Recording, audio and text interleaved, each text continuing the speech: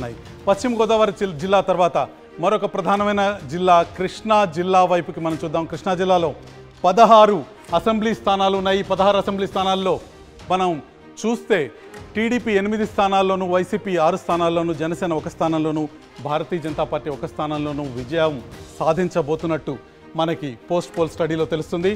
తిరువూరులో నల్లగట్ల స్వామిదాసు వైసీపీకి విజయాన్ని అందజేస్తున్నారు. నూజివీడులో మేకా వెంకట అప్పారావు వైసీపీకి విజయాన్ని అందజేస్తున్నారు. గన్నవరంలో యార్లగడ్డ వెంకట్రావు తెలుగుదేశానికి విజయాన్ని అందజేస్తున్నారు. గుడివాడలో వెనిగండ్ల రాము తెలుగుదేశం తరఫున గెలవబోతున్నారు. కైకలూరులో కామినేని శ్రీనివాసరావు భారతీయ జనతా పార్టీకి విజయాన్ని అందజేయబోతున్నారు.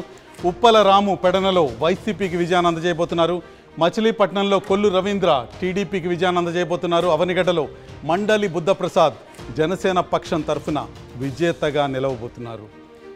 ఇతర అభ్యర్థుల విషయానికి వస్తే పామరులో కైలా అనిల్ కుమార్ వైసీపీ తరఫున విజేతగా నిలుస్తుంటే పెనమలూరులో బోడే ప్రసాద్ తెలుగుదేశానికి విజయాన్ని అందజేస్తున్నారు. ఇక విజయవాడ వెస్ట్లో షేక్ ఆసిఫ్ వైసీపీకి విజయాన్ని అందజేస్తున్నారు. విజయవాడ సెంట్రల్లో బోండా ఉమా తెలుగుదేశం పార్టీకి విజయాన్ని అందజేస్తున్నారు.